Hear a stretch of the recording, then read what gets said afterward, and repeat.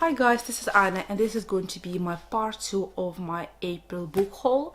It's going to be lots and lots and lots of books, and a little bit of a disclaimer.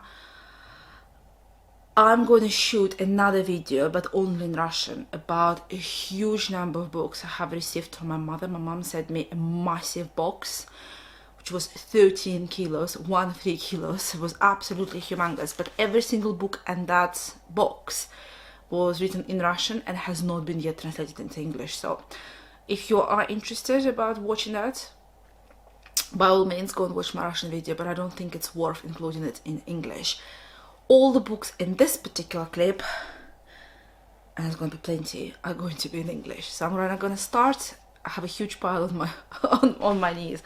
I'm going to start right at the top, and this is gorgeous new edition and slightly foxed. This is number 37. This is Hilary Mantel, and this is her sort of memoir, her non-fiction, called Giving Up the Ghost, where she went back to her parental house, the house she grew up when her father died, and she kind of writes about her own life. This is probably as close as it's going to get to autobiography. As usual, every single thing published by the Slightly Foxed is usually ended up being great for me, and I know a lot of Instagram, not booktubers, but Insta booktubers, whatever they're called. I read this book and they really enjoyed it, so I have really high hopes for this one. Right, the next two books are by the same author. I'm gonna start with the one I have read previously but I have not owned on a paper version. This is The Emperor of All Maladies, the biography of cancer. So it's a book devoted to cancer, and it's written by a very prominent physician and cell biologist and geneticist. He's American of the Indian descent, so Siddhartha Markji. I can never say it properly, and I'm really sorry. I really respect him. He's a wonderful scientist and a wonderful doctor, and I was fortunate enough to not only read this book when it first came out in 2011, but I have seen him talk. I was fortunate enough to go and see one of his talks, and I have seen lots of interviews with him. So I do want to read this, and I saw this in a charity shop and I was like, fantastic. I actually wanted it in my science section of my library. And another reason why I really want to read this is because this year he has published a book which is something I really fancy reading as soon as possible. This is called The Gini Intimate History, and as you know, I am a molecular biology and geneticist by training, so if there is a good non-fiction in that particular area, I'm bound to read it sooner rather than later. And this is a New York #1 bestseller. It has been for a while. I was waiting for it to come up on paper because I live in Cambridge. Trying to order this through Cambridgeshire library, but even online, is really difficult. So this book has been on hold and I have to wait for like months. So I finally gave in and I purchased this one from the book depository. And this is something I will read relatively soon, and it has been nominated, shortlisted for the Wellcome Trust again. I genuinely try to read everything shortlisted for the Wellcome Trust. So yeah, this one is something I will be talking to you in the near future. Everything down below is going to be a mix of stuff I picked up in a charity shop in my school, so other people give it back to me because they don't want to have it, or I purchased it because I went to Waterstone and I talked to lovely booksellers and they know me by now in Cambridge, so they kind of know what kind of literature I like, so they recommended me 2 books. So the first one I have picked up in my favorite Oxfam shop. This is Frances Hodgson Burnett, The Secret Garden. This is the absolute classics I have not read, and it's in the Oxford Classics edition, relatively good state, so yeah. Then I have found André Gide, Straight in the Gate and the Vatican Cellar, translated by Dorothy Bessie. This is Penguin Modern Classics. This obviously is really old, and I have no idea what this book is about. All I know, it takes place in the Vatican, in a cellars, and that's enough to really ignite my interest. It says there that the action of the Vatican Cellars takes place in the late 19th century, chiefly in Paris and Rome. What's not to like? This strange drama involves the alleged abduction of the popes and miraculous conversions, swindling, adultery, bastardy, and murder. So, something I have never seen before, but I picked it up. It was like in the basket by the door. And I thought, great. And plus, I love this old-fashioned Penguin Modern Classics with the light blue. Genuinely, the editorial work is good, so I pick up any book and end up liking it. And then we carried on with my route into the German literature.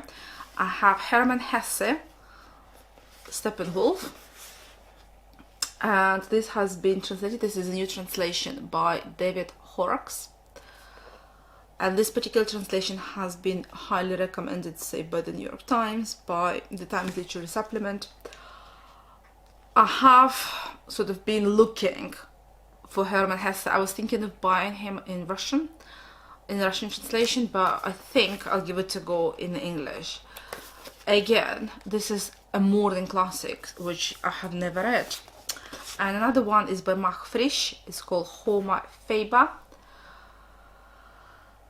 And he talks about the essential anguish of modern men that we find in the best of Camus. And I think I will like it. This has been translated from German by Michael Bullock. If you have read either of those two books, let me know which one you like the most and which one you think I should start with, because I'm completely blind with those two. I have finally received the last book I have purchased back in March, but it has arrived in April, by Arthur Schnitzler, and this is Frau Elsa or Frau Elise. It's a short novella, and I have actually now have it in a different translation in the collection of his short stories. But this one has been translated by F.H. Lyon, and this has been published by the Pushkin Press. So we'll see if I like it. I'm currently reading his dream stories. It's going slowly, but I genuinely really like it. It's way better, in my opinion, than the movie, With the Eyes Wide Shut. I did not really like the movie that much, but I do like the book. Then I'm going to show you two books which have been recommended to me in my local Waterstone. So the first one is Waterstone's exclusive East-West Street, which I have not started yet, but the guy who knows me, he knows I'm interested in Eastern European history. He basically, like, as soon as he saw me, he was like, you probably will enjoy this. And it's really, really funny because last weekend I went to the Hay Book Festival, and this book was everywhere. Like, everyone was really trying to read it. So I think it's going to be everywhere around the booktube really soon. And then he also recommended me another book by the Pushkin Press called City of Lions, and this is talking about Lvov. And my relatives from my paternal side, they were originally from Lvov, and they had been moved prior to World War II. And a lot of them had been moved actually when the Soviets came to power. And it has photography. It talks about, so Lvov now is part of Ukraine, but it used to be part of Poland and was a huge Jewish population there. So this book talks about the history of the city kind of holistically. So it talks about the different ethnicities, different languages, the history and the geography of it. So again, something I will be reading, I think, relatively soon. Another Hermann Hesse which I've missed in his Siddhartha. Siddhartha has been read a lot. It has been translated multiple times. This one, I need to tell you who's translated this. This is Penguin Modern Classics. And this has been translated from German by Hilda Rosner, and it has the introduction by Paul Coelho. Again, if you have read this one, maybe I should be starting my journey with my introduction to Hermann Hesse with this particular one. I have 3 books left, so not that many.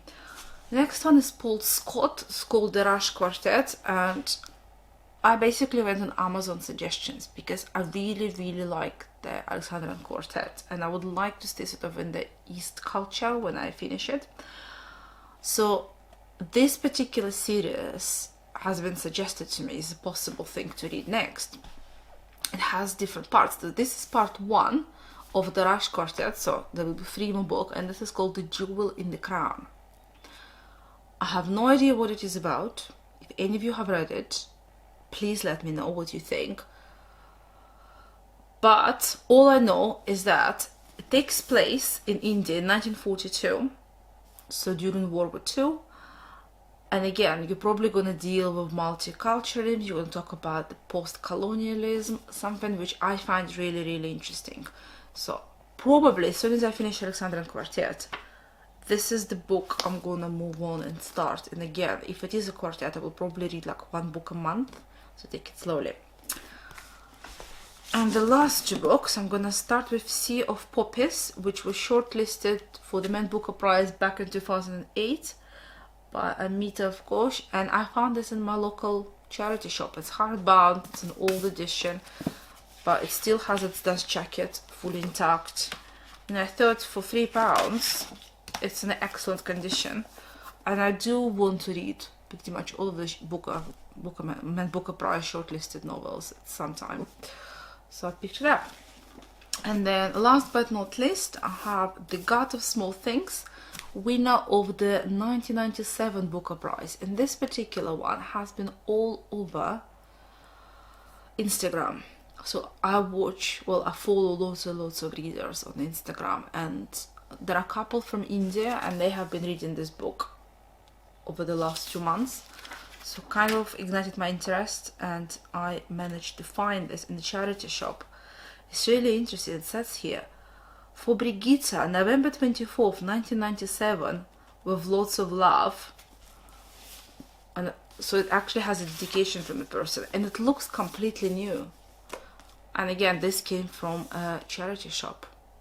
It's just good timing, in my opinion. So yes, lots of books to keep me busy in the next 6 months or next year. Do let me know if you have read any of them. Which one do you think I should start with, particularly if you have read anything by the German authors. See you guys in my next video. Happy reading. Bye.